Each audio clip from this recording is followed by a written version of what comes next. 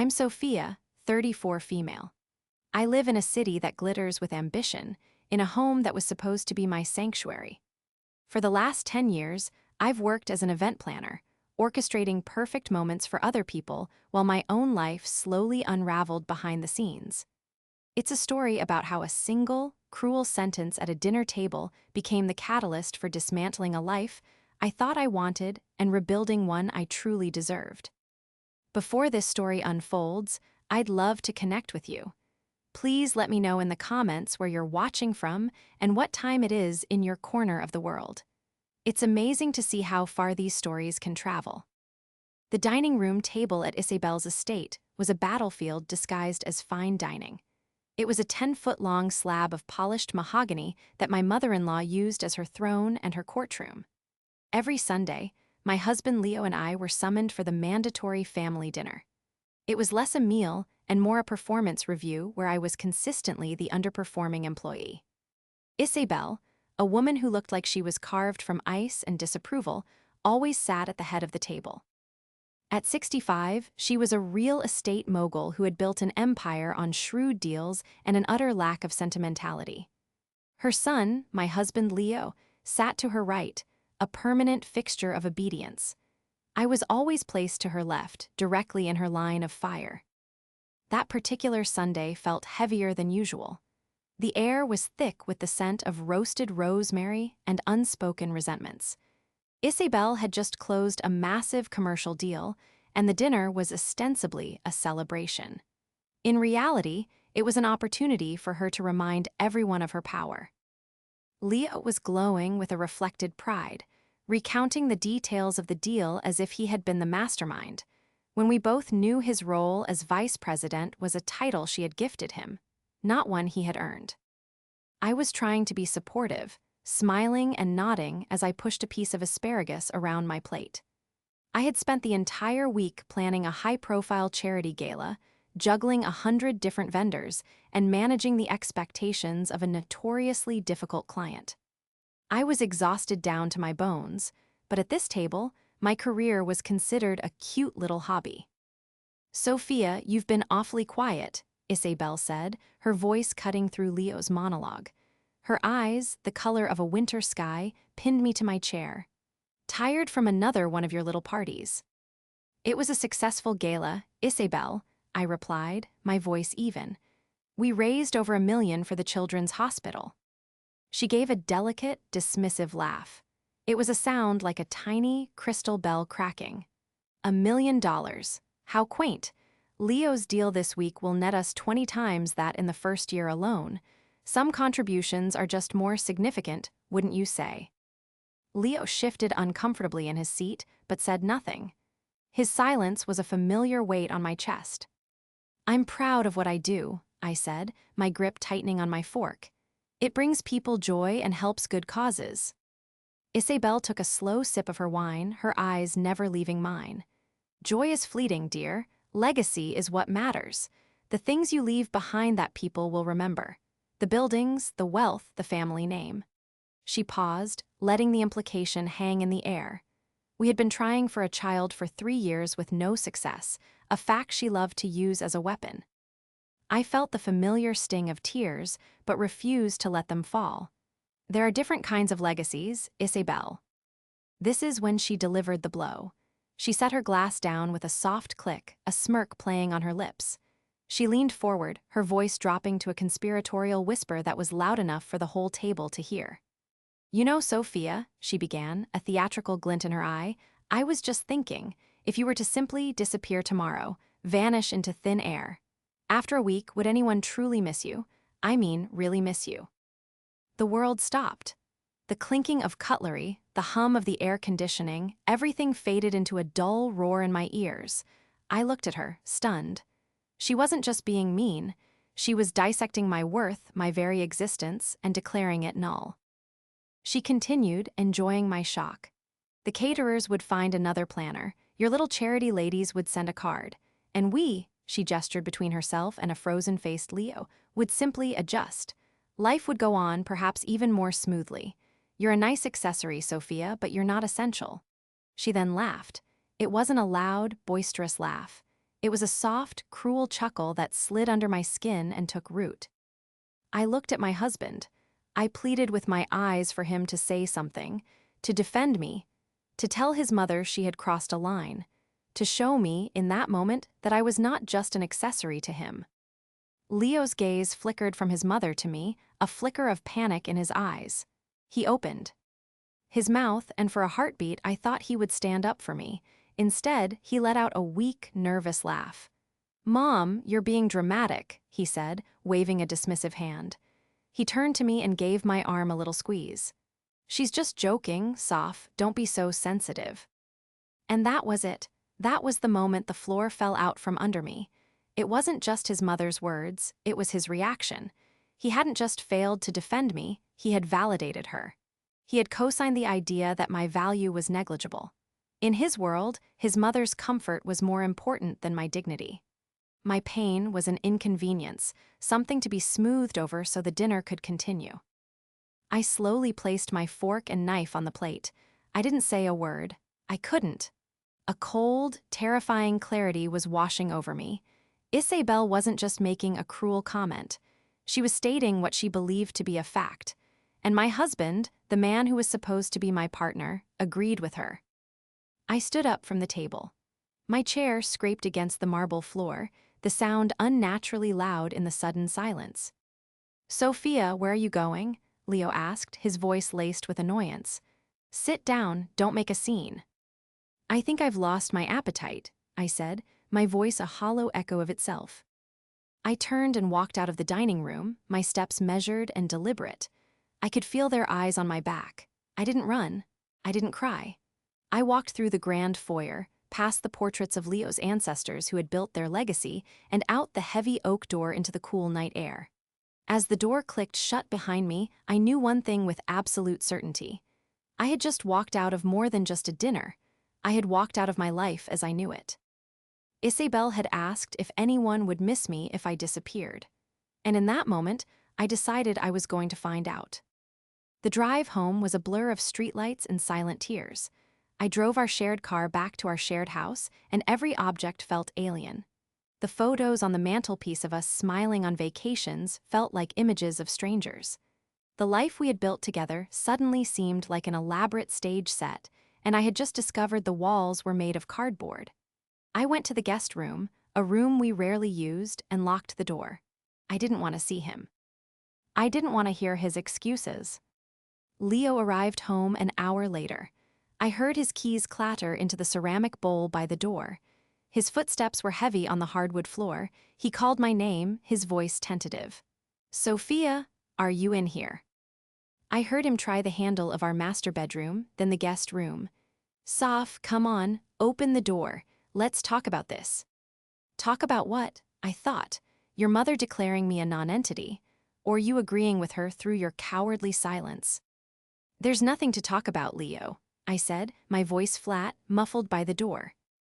"You're overreacting," he said, his voice taking on that familiar tone of exasperated condescension he used whenever my feelings were inconvenient for him. "You know how my mother is. She has a sharp tongue. She didn't mean it the way it sounded." "She meant it exactly the way it sounded," I shot back. "She thinks I'm worthless, and you let her say it." There was a long pause on the other side of the door. "What did you want me to do?" he finally asked, his voice rising in frustration. "Start a screaming match with my own mother at the dinner table over a joke?" "It wasn't a joke, Leo. It was cruel. It was the cruelest thing anyone has ever said to me, and you sat there and laughed." "It was a nervous laugh," he insisted. "I was caught off guard. You're putting me in an impossible position, Sophia. She's my mother. She's also my boss, for God's sake. The entire family's finances are tied up in her business." His words hung in the air, more damning than anything Isabel had said. He wasn't just afraid of his mother, he was owned by her. Our life, our home, his job, it was all a gift from her, and the price was his complete and utter loyalty. I was just a variable in an equation that had to equal his mother's happiness. "So that's it then," I whispered, more to myself than to him. "Your comfort and your career are more important than my dignity." "That's not what I'm saying," he said, but his voice lacked conviction. He sighed heavily. "Look, I'll talk to her. I'll tell her she went too far. Will that make you happy?" "No, Leo, it won't," I said. "Because you won't mean it. You'll do it because you think it's what you have to do to make this go away. You won't do it because you believe she was wrong." He was silent again. He knew I was right. He knocked softly on the door one more time. "Soph, please, let's just go to bed. We can talk in the morning. Everything will look better in the morning." But I knew it wouldn't. A line had been crossed. The illusion of our partnership had been shattered. I stayed in the guest room that night, wrapped in a blanket. That didn't smell like us. I didn't sleep. I just lay there, listening to the sounds of the house, replaying the scene at the dinner table over and over in my head. Isabel's condescending smile, the dead look in her eyes, and worst of all, the sound of my husband's laugh. A quiet, nervous sound that was the true sound of his betrayal. The next morning, I left before he woke up. I went to a small cafe and called the one person I knew would understand. My best friend, Maya. "Maya, it's me," I said, my voice cracking. "Sophia, what's wrong? You sound awful." I told her everything. The dinner, Isabel's words, Leo's silence. I didn't have to embellish or explain. Maya had been a witness to Isabel's casual cruelty for years, but this was a new level. "That monster," Maya breathed into the phone, "and Leo, that spineless coward." "I don't know what to do, Maya," I sobbed, finally letting the tears I'd held back for hours flow freely. She said if I disappeared, no one would miss me, and I think she might be right. I feel invisible. "You listen to me, Sophia." Maya's voice was firm, pulling me back from the edge. "You are not invisible. You are one of the strongest, most capable people I know. You build entire worlds for people out of nothing. You create joy. That is not nothing." She paused. "As for Isabel and Leo, if they don't see your value, then that's their loss. A catastrophic, life-altering loss." Maya was a family law attorney. She saw the worst of people every single day. She was practical, strategic, and fiercely loyal.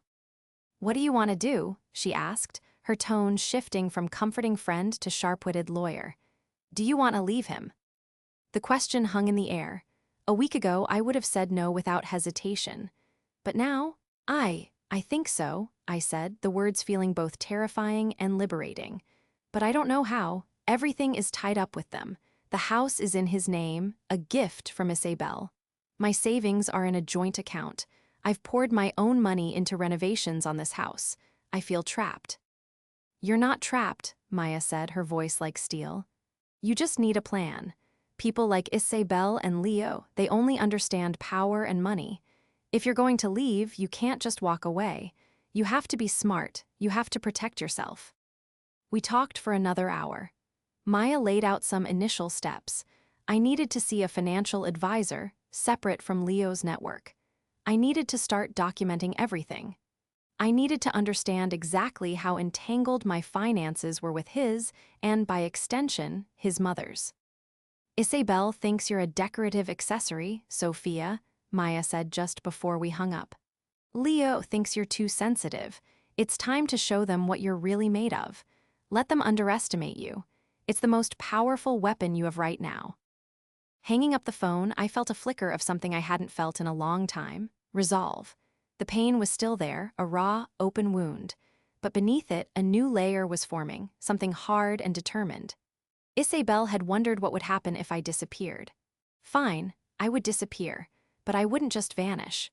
I would orchestrate my exit with the same precision and meticulous planning I used for my most exclusive events. And when I was gone, they wouldn't just miss me. They would realize that the non-essential accessory was actually the one thing holding their entire, gilded world together. And I was going to be the one to watch it all fall apart. The days following that Sunday dinner were a masterclass in deception. On the surface, I was the perfect, apologetic wife. I moved back into our master bedroom and told Leo he was right. I had been too sensitive. I apologized for making a scene and promised to try harder with his mother. He was so relieved to have the conflict resolved that he didn't question my sudden change of heart. He bought my performance completely, patting my hand and telling me he was proud of me for being so mature about it. Every word of his patronizing praise was like fuel on the fire now burning inside me. Isabel, for her part, accepted my unspoken surrender with smug satisfaction. She saw it as a victory, proof that I knew my place. They both thought they had won. They had no idea the war had just begun. My first call, on Maya's advice, was to a discreet financial investigator named Mr. Davies. He was a quiet, unassuming man in his late 50s with eyes that missed nothing. I met him in a nondescript office building downtown, miles away from Leo's financial district. I paid him his retainer in cash, drawn in small increments from different ATMs over the course of a week. "What are we looking for, Mrs. Sterling?" he asked, peering at me over his spectacles. "My husband is the VP of his mother's company, Isabel Sterling Properties," I explained. "Our life is funded by them. The house, the cars are joint accounts. I need to know where all the money is. I need to know what I'm entitled to, and I need to know what they might have hidden." I also gave him another, more specific task. Over the past 7 years, I've invested a significant amount of my own income into our home, renovations, landscaping, decorating. I have receipts for some of it, but not all. I need to prove my financial contribution to that property. Mr. Davies nodded slowly. "The wealthy are creatures of habit," he said. "They use the same accountants, the same lawyers, the same banks. They build financial fortresses, but every fortress has a hidden door. I'll find it." While Mr. Davies began his work, I started my own investigation at home. I became a ghost in my own house, moving silently, observing everything. Leo was careless. He left his laptop open, his phone on the nightstand. He trusted his mature wife completely. Using the password I'd known for years, his dog's name from childhood, I began to explore the digital corners of his life. It didn't take long to find the first thread. It was in an email folder he'd labeled Family Matters. The emails were between Leo, Isabel, and their longtime family accountant. They were discussing a series of trusts and offshore accounts. My name wasn't on any of them. These were repositories for the family's real wealth, the money that was kept separate from the allowance they lived on. I saw transfers of millions of dollars, investments in properties I'd never heard of, and discussions about minimizing tax liabilities in ways that seemed creative. But the real shock came when I found a folder within a folder titled Sophia. My heart hammered against my ribs as I clicked it open. Inside was a single, password-protected document. It took me 3 days to guess the password. It wasn't my birthday or our anniversary. It was Isabel's birthday. The document was a prenuptial agreement, one I had never seen before. It had been drafted a week before our wedding, 10 years ago. It was a brutal document, relinquishing any claim I might have to the Sterling family fortune, to any property acquired during the marriage, and even limiting spousal support to a paltry one-time payment. And at the bottom of the document, where my signature should have been, was a forgery. A clumsy, almost insulting attempt to replicate my handwriting. I felt the air leave my lungs. All these years, I had believed we didn't have a prenup.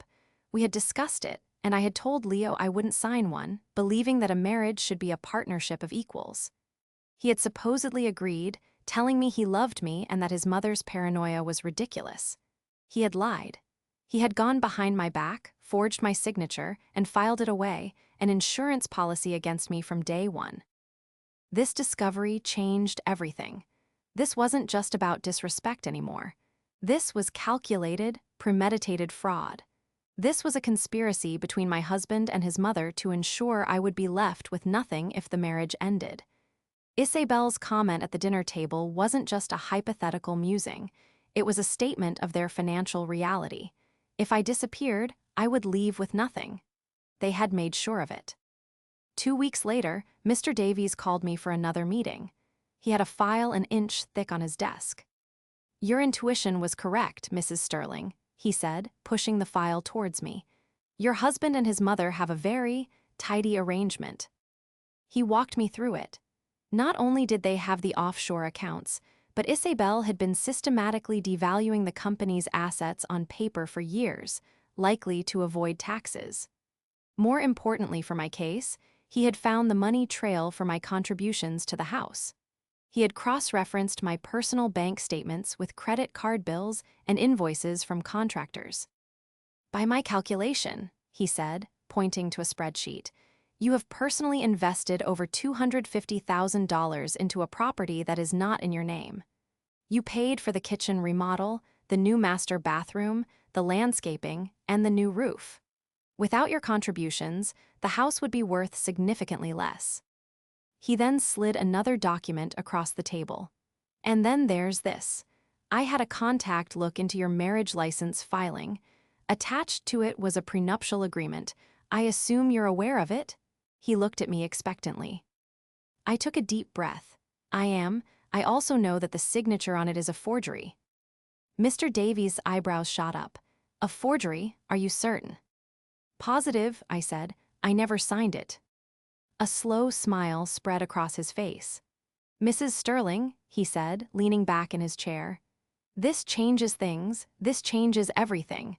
A fraudulent prenup is not just grounds for it to be thrown out in a divorce case. It's a crime. This gives you leverage, immense leverage." I left his office with the file tucked securely in my bag. The pain of Leo's decade-long deception was a cold, hard knot in my stomach, but for the first time, I felt powerful. They thought I was a fool. They thought I was a decorative object they could control and eventually discard. They had built a financial fortress to keep me out, but they had made a critical error. They had forged the signature of a meticulous planner. And now, I had the blueprints to their fortress, and I was about to find the hidden door and bring the whole thing crashing down. The money trail had led me right to their greatest vulnerability, and I was going to exploit it without mercy. Leverage, the word echoed in my mind for days. Mr. Davies and Maya had given me the tools, but it was up to me to build the machine of my revenge. The first phase of my plan had been about information gathering. The second phase was about strategic preparation. I was no longer the weeping wife in the guest room. I was becoming a demolition expert, and my target was the carefully constructed empire of Isabel Sterling. My first move was to secure my own future, brick by brick. I continued to play the part of the dutiful wife at home, but my days were a whirlwind of secret activity. I opened a new bank account at a completely different bank under my name only. Every payment I received from my event planning business went directly into this account. I started siphoning off my own money, the funds I had control over, moving it from our joint savings to my new, secret one. I did it slowly, in amounts that wouldn't trigger any alarms. Next, I focused on my business.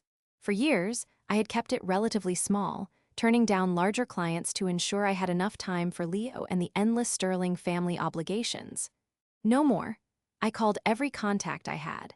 I took on 2 massive new contracts for corporate events that would keep me busy and provide a legitimate reason for me to be out of the house for long hours. I worked like a woman possessed. The exhaustion was a welcome distraction from the ache in my heart. Each signed contract, each deposit into my secret account, felt like another stone being laid in the foundation of my new life. Maya was my general, my strategist. We met in secret, poring over the documents Mr. Davies had found.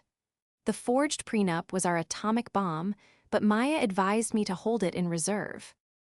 "We don't show our best card until the final hand," she said, her eyes gleaming. "First, we build our case around everything else. The financial infidelity, the hidden assets. We'll let them think this is a standard, messy divorce. They'll try to bully you, to lowball you, to drag it out. They'll think their fraudulent prenup is their ironclad defense." Her plan was brilliant in its simplicity. We would let them walk into their own trap. I also had to prepare for the disappearance Isabel had so casually suggested. This wasn't just about leaving Leo. It was about creating a new, independent life. I used a private browser to research small apartments in a city a few hours away. A place where I knew no one, a place where I could be anonymous. I found a charming 1-bedroom in a quiet neighborhood and paid the first 3 months' rent and the security deposit using a cashier's check. The lease was signed electronically, under my maiden name. The keys were waiting for me in a lockbox. Then came the most difficult part, sorting through 10 years of my life and deciding what was mine. Not legally, but what was truly mine. I started packing in secret, a box at a time, storing them in a small storage unit I rented. I packed my books, my grandmother's china, the photo albums from my side of the family.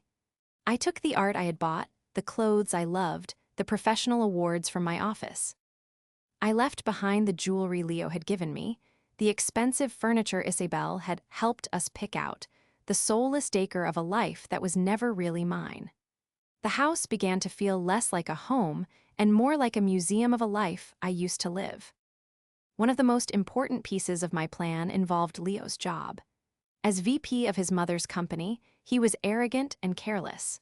I knew he often used his company credit card for personal expenses, lavish lunches, weekends away, expensive gifts for himself. I also knew from the emails I'd found that Isabel was a stickler for appearances and would be mortified if the company was ever audited. Posing as a freelance journalist working on a story about family-owned businesses, I made a call to a contact I had at the city's main financial paper. I didn't give my name. I simply planted a seed. "You might want to look into the Sterling Properties Group," I said, my voice disguised. "I hear there are some interesting accounting practices happening there, especially concerning executive expenses and asset valuation." I knew that even a hint of a financial scandal would be enough to attract the attention of the IRS. An anonymous tip would be untraceable to me, but it would unleash a world of trouble for them at the most inconvenient time possible.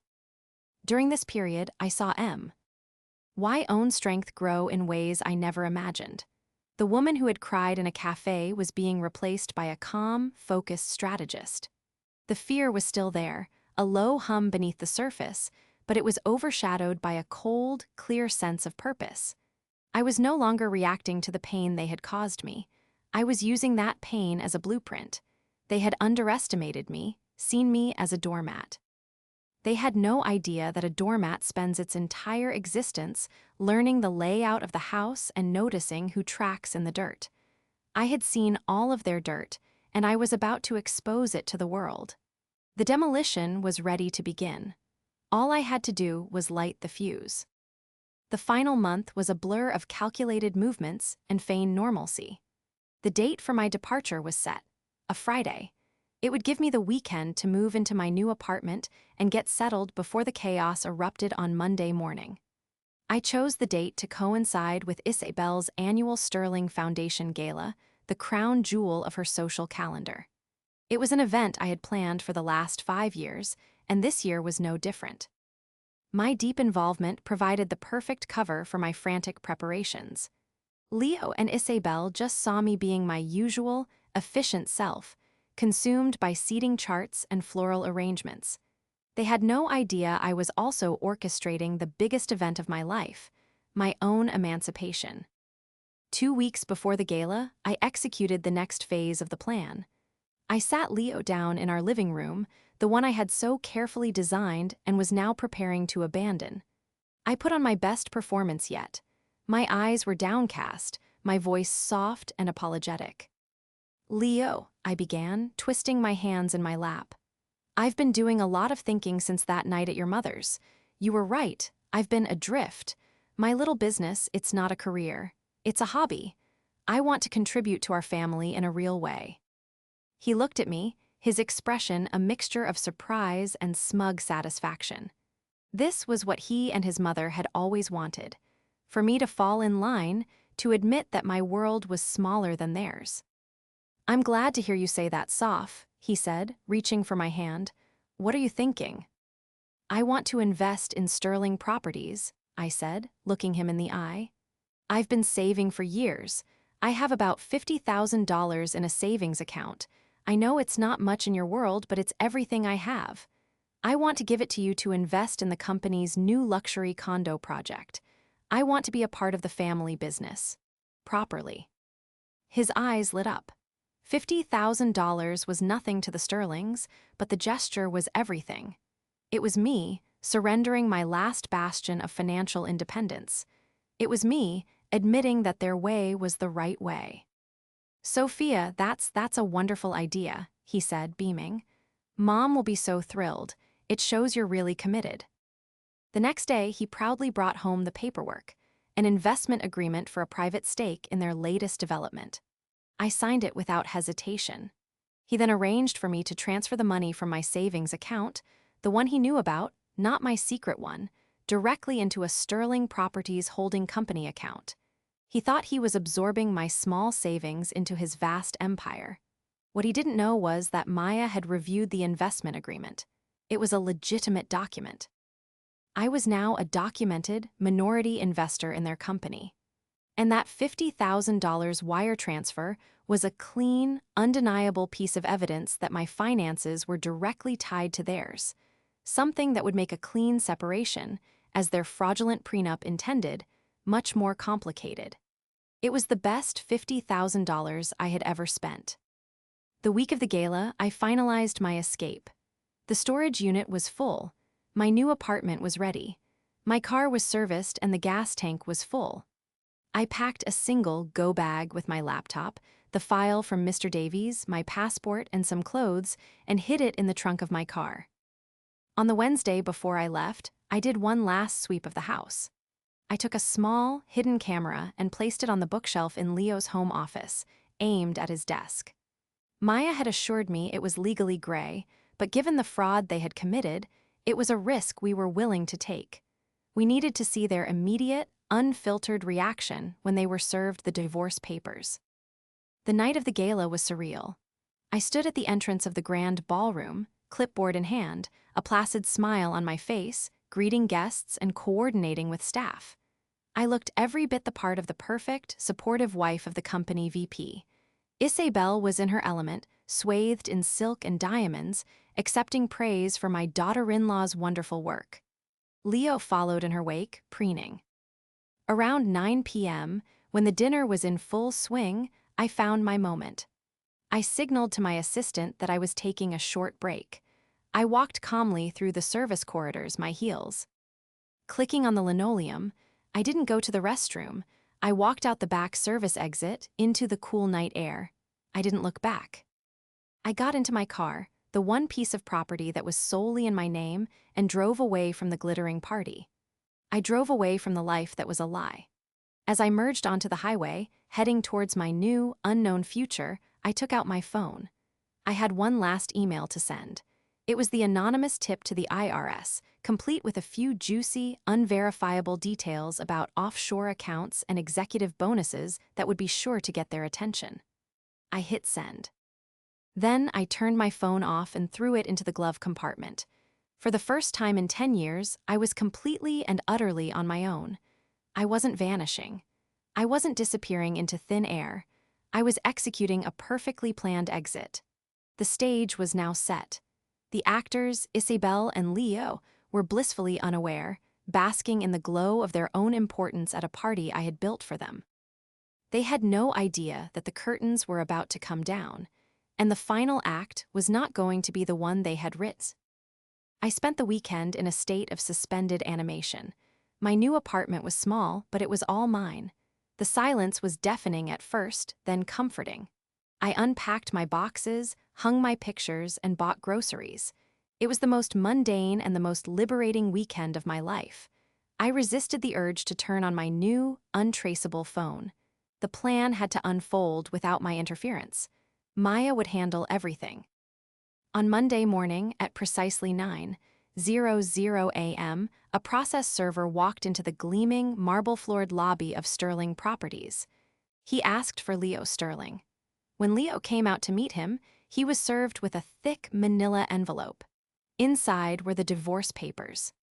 At the exact same moment, another process server arrived at Isabel's estate and handed an identical envelope to her.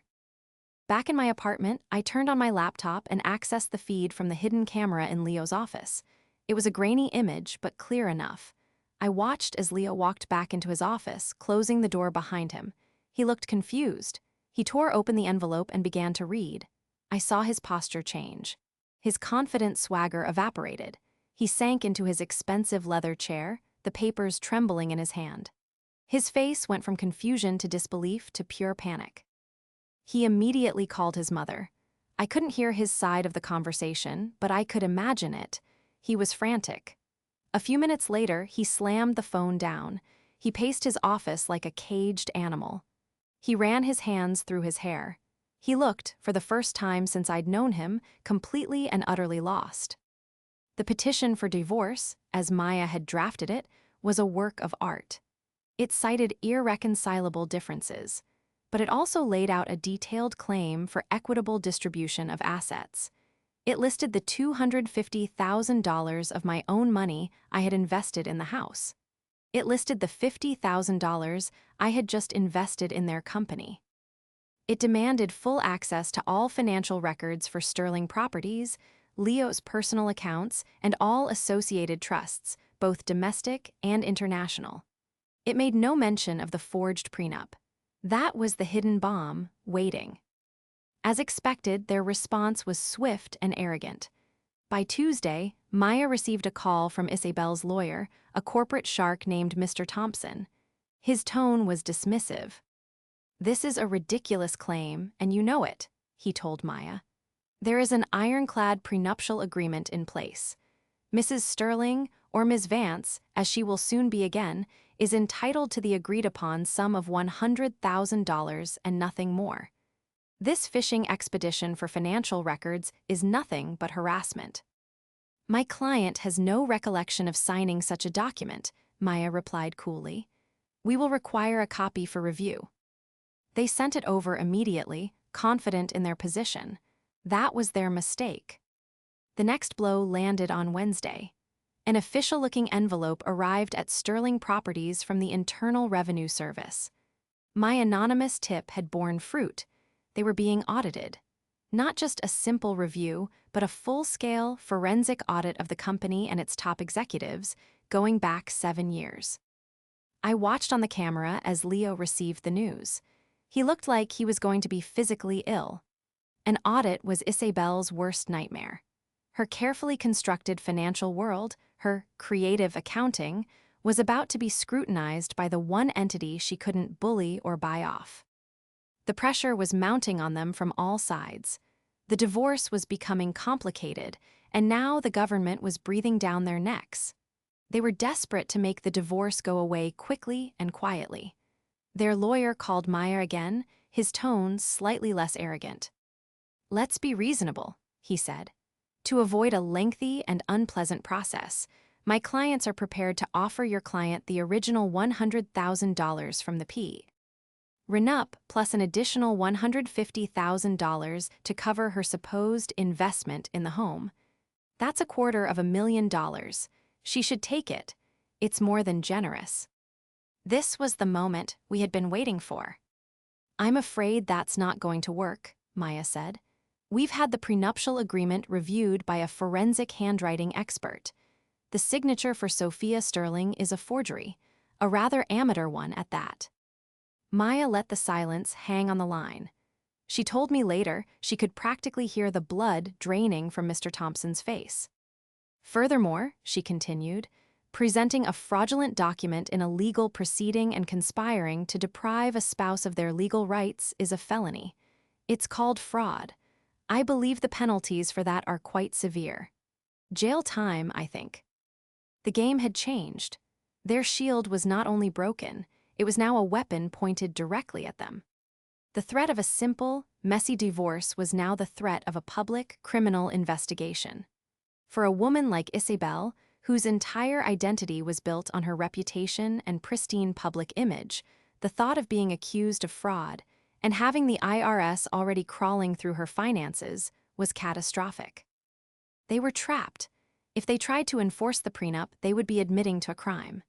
If they went to court, we would expose the forgery, the hidden accounts, and their years of financial deception, all while they were under an IRS audit. Their world, which had seemed so impenetrable just a week ago, was crumbling. And it was all because they believed the quiet, decorative woman at their dinner table would never, ever fight back. They had no idea that when she disappeared, she wouldn't just be leaving. She'd be taking the cornerstone of their empire with her. The negotiations that followed were not negotiations at all, they were a surrender. Isabel and Leo's lawyer called Maya the next day. The bluster and arrogance were gone, replaced by a tone of grim necessity. There were no more threats, no more lowball offers. There was only one question: what does she want? Maya had prepared our terms meticulously. They were bold, they were uncompromising, and they were, in my opinion, completely deserved. First, the house. It was to be sold immediately, and from the proceeds, I was to receive the first $500,000. This covered my documented $250,000 investment and another $250,000 for my years of unpaid labor as a homemaker and personal event planner for the Sterling dynasty. They didn't even argue. Second, my $50,000 investment in Sterling properties was to be returned, along with an additional $450,000 for a total of $500,000. This was positioned as a buyout of my shares and a settlement for the emotional distress caused by the fraudulent legal documents. They knew it was hush money to keep the forgery out of a courtroom. They wired the funds within 48 hours. Third, a selection of the artwork and furniture from the house, pieces that I had chosen and paid for with my own business income, were to be delivered to my storage unit, no questions asked. Finally, they were to sign a non-disclosure agreement of such breathtaking scope that they would be unable to speak my name to a member of the press, a business associate, or even a friend without facing a severe financial penalty. I was, in effect, legally erasing myself from their lives. In return, I would agree to an uncontested divorce and hand over the original copy of the fraudulent prenup. They would be free of me, and I would be free of them, with a $1 million head start on my new life. They agreed to every single term. The divorce was finalized in record time. The wire transfer hit my new bank account. The house sold in a week. True to their word, my belongings were delivered. I watched the movers from a distance, feeling a strange sense of detachment. I never saw Leo or Isabel again. I heard bits and pieces through the grapevine. The IRS audit was brutal, lasting for over a year and resulting in massive fines for tax evasion. Their reputation in the city's elite circles was tarnished. Rumors flew about their messy financial situation and the sudden, quiet disappearance of their son's wife. To save the company, Isabel was forced to sell off several of her prized properties. Leo, without me to manage his life and cushion him from his mother's sharp edges, reportedly floundered. The golden boy had lost his shine. As for me, I took the money and built a life that someone would definitely miss. I started my own, high-end event planning firm in my new city. I used the funds as startup capital, hiring a small team and renting a beautiful office space downtown. My reputation for meticulous work and creative flair preceded me, and my business flourished. But it was more than just the professional success. It was the quiet moments that meant the most, waking up in my own apartment where every object was chosen by me, drinking coffee in silence without the dread of an impending summons to a family dinner, making new friends who valued me for my kindness and intellect, not for my proximity to wealth. About a year later, I met a man named Ben. He was an architect, a kind, steady person who loved that I was passionate and independent. When I told him my story, he didn't see me as a victim. He saw me as a survivor, a hero of my own life. Isabel's cruel question had haunted me for months. If you were to simply disappear tomorrow, would anyone truly miss you? Now I had my answer. My employees would miss me. My clients would miss me. My friends would miss me. Ben would miss me. And most importantly, I had built a life that I myself would miss. I had become essential, not as an accessory to someone else's legacy, but as the architect of my own. I had taken their cruelty and used it as a catalyst to become the person I was always meant to be, and that was the best revenge of all.